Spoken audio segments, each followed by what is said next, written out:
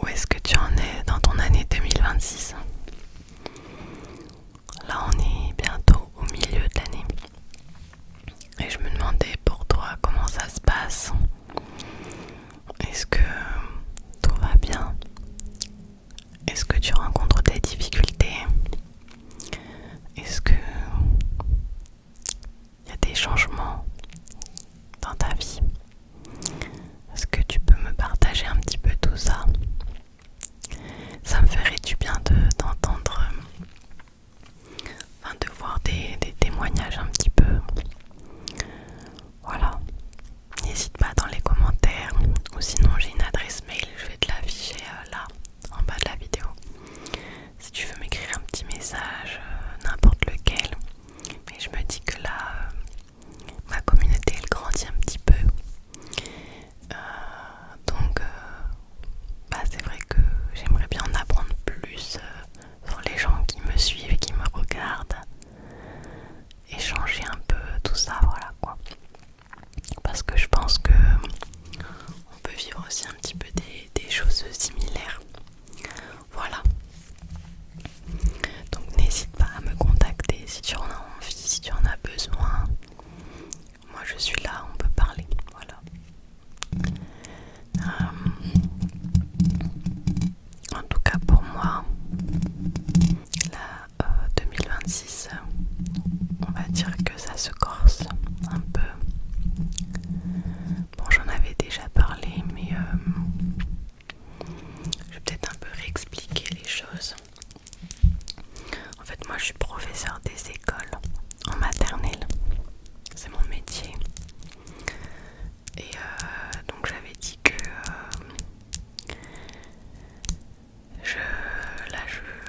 ça faisait plusieurs années que je commençais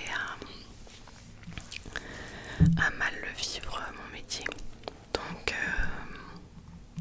en ce moment, je suis en arrêt de travail.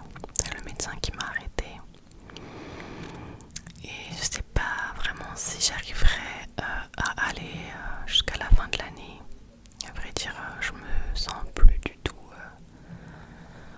de continuer en fait maintenant.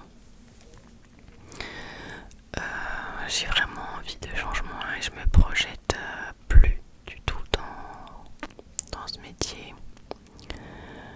En tout cas dans les conditions actuelles et avec mon fonctionnement aujourd'hui. Voilà. C'est un métier qui me demande trop. En fait, je l'ai ressenti déjà depuis un certain temps. Et ça puise trop dans mes ressources et ça me rend très mal. Ça m'épuise beaucoup. Et je sens que c'est pas compatible avec la personne que je suis intérieurement.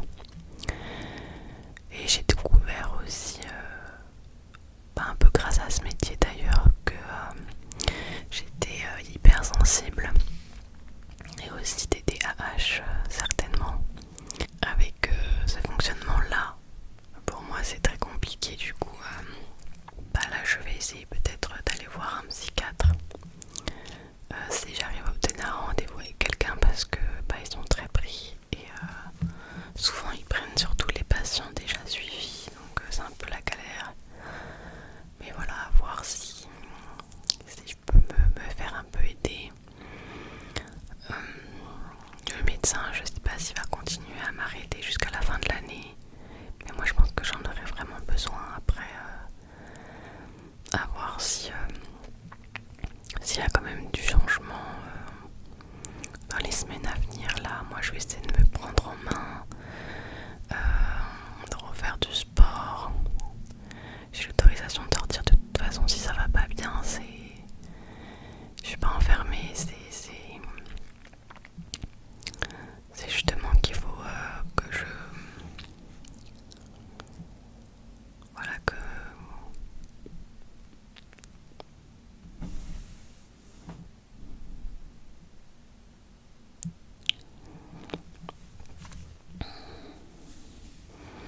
Je crois que je vais laisser toute la vidéo presque telle qu'elle, comme elle est. Parce que souvent je coupe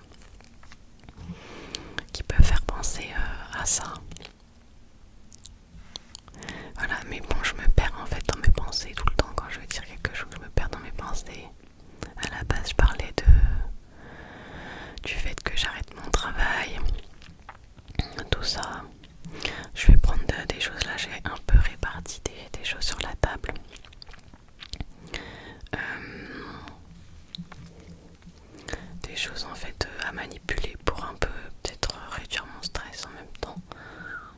Donc ça me stimule en même temps de parler pour chercher mes mots. Voilà, je vais prendre ça, puis en même temps ça fera un petit peu de détente aussi. Okay.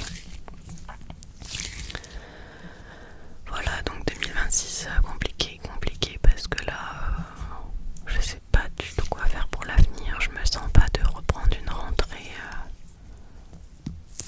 l'année prochaine en septembre. En plus j'avais réussi à négocier un mi-temps pour l'année prochaine grâce à un courrier du médecin qui disait que c'était pas possible pour moi de reprendre à temps plein tout ça. Donc ça avait été accepté là par mon employeur, mais au final maintenant j'arrive plus à même me projeter sur une nouvelle rentrée, sur une nouvelle année là-dedans. Malgré que j'aime ce métier en fait, les conditions de travail de toute façon sont difficiles. Ça c'est n'importe quel professeur qui vous le dira. Mais en plus de ça, moi je pense que c'est pas plus adapté à mon fonctionnement. En tout cas, ça m'a fait trop souffrir. Et là j'ai envie de partir sur autre chose maintenant. Mais pour le moment j'ai peut-être des petites pistes vite fait. Mais j'ai pas grand chose en fait. Donc je suis un peu dans cette phase perdue. Et en plus, j'ai quand même des angoisses. Mais à la fois c'est bizarre parce que je suis comme soulagée. Parce que je me dis que d'un côté, maintenant je me laisse plus le choix et je m'impose de faire autre chose, de regarder ailleurs.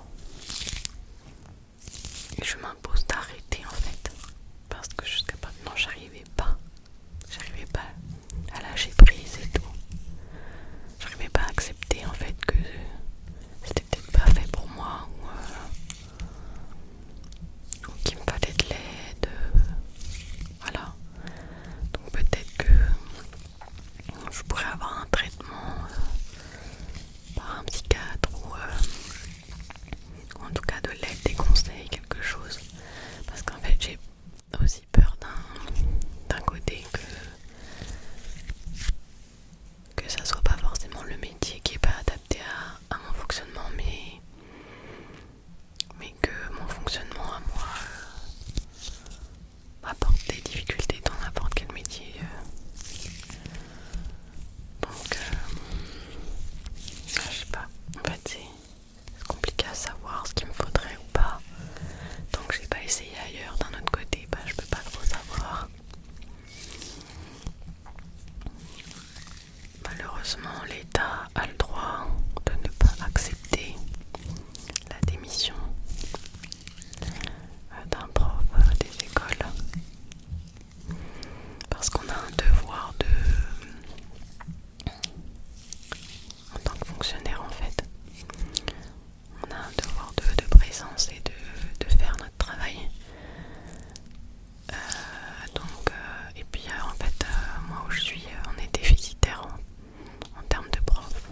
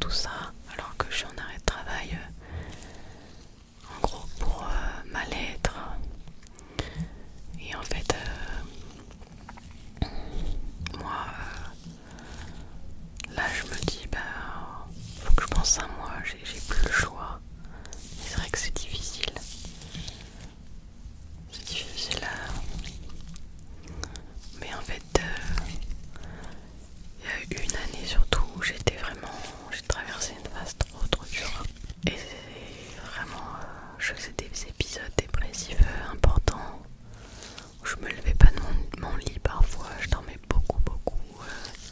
J'étais motivée pour rien, il n'y a plus rien qui m'apportait de la joie. J'étais au bout franchement, et j'ai pas envie de retomber là-dedans, donc je me protège. Depuis cette année, j'étais en mi-temps thérapeutique en plus. C'est ce que le médecin de l'éducation nationale m'avait recommandé en attendant que je trouve des solutions. Et je me suis sentie soulagée déjà d'avoir ça cette année. Mais bon là, pour autant, j'arrive pas à aller au bout de mon année quoi. C'est la première fois que ça m'arrive. Je sais pas si je vais reprendre ou pas, mais enfin là voilà. Là comme déjà je me projette plus vraiment là-dedans, du coup je sais pas trop quoi faire.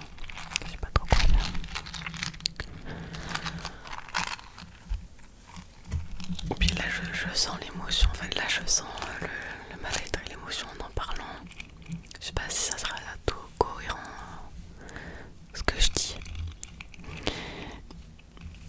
Mes paroles des fois quand je m'exprime tout ça, c'est un peu décousu parfois, c'est un peu je pars dans une direction et pas dans l'autre, donc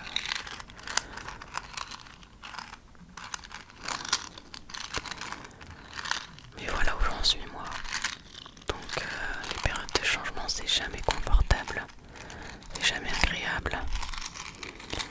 Et là j'espère juste que je vais m'en sortir.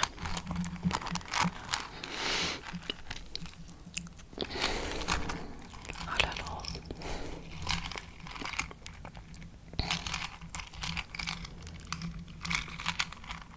Ça me rend... Ouais, je pense que ça me rend là un peu triste et tout parce que c'est la peur qui prend un peu le dessus. Comme j'ai pas vraiment confiance en moi en fait, c'est dommage hein, mais ça a toujours été. Du coup je m'inquiète pour la suite un peu. Mais d'un autre côté je me dis là j'ai trop souffert en fait ces dernières années pour continuer à vivre comme ça. Il fallait que je change quelque chose, enfin, il faut que je change. Et du coup j'ai l'espoir que c'est pour le mieux. Voilà. On verra. Mais pour ça en fait il faut que je me retrouve avec moi-même, il faut que je fasse les efforts nécessaires. Il faut que voilà, que je fasse des recherches, des expérimentations, et surtout que je garde la foi, l'espoir que ça ira, que c'est pour le mieux en fait. Parce qu'évidemment j'ai plein d'inquiétudes hein, parce que quand on quitte l'éducation nationale, moi j'ai fait un master pour faire prof, donc à part faire ça, là du coup je retombe un peu comme à zéro alors que j'ai fait un bac plus 5, j'ai passé un concours. Peut-être selon le projet après plus tard faudra que j'en prenne une formation. Oh là là. Mais ça devient un peu urgent là le besoin de partir, le besoin de changer. Et normalement si j'avais voulu faire si je voulais faire les choses bien, il faudrait que je trouve une sorte de transition avec l'éducation nationale. Par exemple l'année prochaine faire vraiment mon mi-temps hein, et à côté de ça tester d'autres métiers ou reprendre une formation et faire la transition en mode voilà plus doux et tout. Mais en fait j'ai l'impression que j'ai trop attendu pour pouvoir faire ça là, j'ai l'impression que maintenant je peux plus, que j'ai besoin que ça soit radical la coupure. Mais à la fois c'est pas du tout sécurisant quoi, il n'y a aucun filet de sécurité. Et surtout que j'aurai pas le droit au chômage, j'aurai rien du tout. Sauf si j'arrive à aussi une rupture conventionnelle, ça peut arriver, mais c'est extrêmement rare. Et encore, enfin voilà, même si j'ai la rupture conventionnelle, je vais pas toucher des droits pendant très très longtemps. Il va falloir que je me bouge. Il y a quelque chose aussi dans l'éducation nationale qui s'appelle une mise en disponibilité. Et c'est genre, on accepte pendant 1 an que tu sortes un peu de l'éducation nationale, que tu exerces plus ton métier mais que tu fasses autre chose. Mais je l'avais demandé pendant 2 ans en fait, et ça m'a été refusé parce qu'après j'ai demandé pour convenance personnelle, c'était ça la demande. Et en fait quand c'était ça, c'était souvent jamais accepté. Et je me suis rendu compte, j'aurais dû faire des demandes peut-être pour un projet de formation, là ils acceptent plus facilement. Mais comme j'en avais pas, que je savais pas trop quoi faire, j'étais un peu paralysée dans le déni en fait, pendant longtemps là. Et du coup j'ai pas demandé ça. Et du coup maintenant voilà, j'ai demandé un mi-temps et en fait maintenant je me sens même plus de faire un mi-temps. Parce qu'au départ je pensais que ça allait le faire le mi-temps, surtout que ça me gardait une sécurité au niveau financier et tout.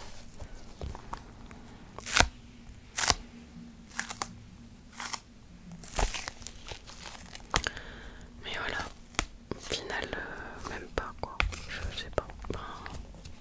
On verra parce que là du coup il y a aussi les grandes vacances. Les vacances d'été qui vont être là. Du coup peut-être que si je continue d'être arrêtée en ce moment jusqu'à la fin de l'année, plus les grandes vacances, là ça me laisserait vraiment le temps juste déjà de me reposer bien comme il faut, de reprendre une énergie peut-être plus positive. Et puis en faisant beaucoup d'efforts moi sur ma santé mentale, tout ça, et de bien récupérer. Peut-être qu'après là-bas du coup je me sentirais de reprendre à mi-temps pour une nouvelle rentrée, mais sincèrement c'est comme si mon cerveau en fait il dit non stop, et il avait saturé, en fait il a saturé, et qui maintenant il me dit non, plus jamais, genre plus jamais. Voilà, c'est dommage parce que c'est un métier pour lequel j'étais vraiment motivée au départ, j'étais bien et tout. Et après je sais pas ce qui s'est passé, mais je pense que c'est aussi les conditions de travail vraiment qui sont pas faciles du tout. Moi pour vous dire en fait j'enseigne dans une grande ville en France, et c'est une ville et en plus j'ai fait de la REP plus et de la REP majoritairement, donc c'est réseau d'éducation prioritaire, et quand il y a le plus c'est que vraiment c'est des quartiers vraiment difficiles, pas des quartiers prioritaires quoi. Voilà, donc pourquoi je parlais de ça, du coup je sais plus. Je pense que cette vidéo elle va... Personne va voir ça quoi. Enfin les gens ils vont décrocher je pense avec ça, avec ce que je raconte. Mais bon, moi j'avais besoin que ça vienne naturellement là, et de sortir un peu ce qu'il y avait à l'intérieur de moi. Mais ouais, du coup je disais ouais, fais des écoles un peu comme ça, parce qu'en fait il n'y a pas le choix au début. Quand tu débutes t'as pas beaucoup de points, du coup t'es dans des endroits pas faciles. Et voilà.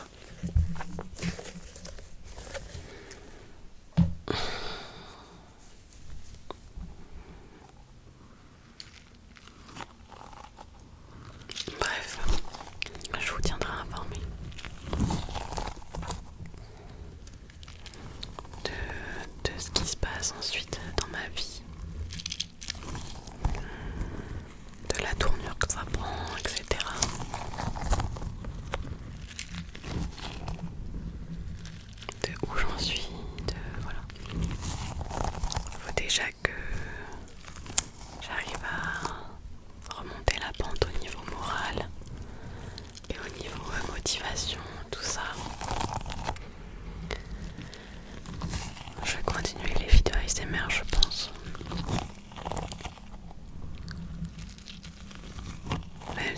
va pas bien et tout, bah au moins j'en parlerai. On partagera ça ensemble. Ça montre que parfois quand on traverse une période comme ça, bah, on n'est pas seul. Il y a d'autres gens qui, comme moi voilà, en ce moment, qui sont dans ces états-là.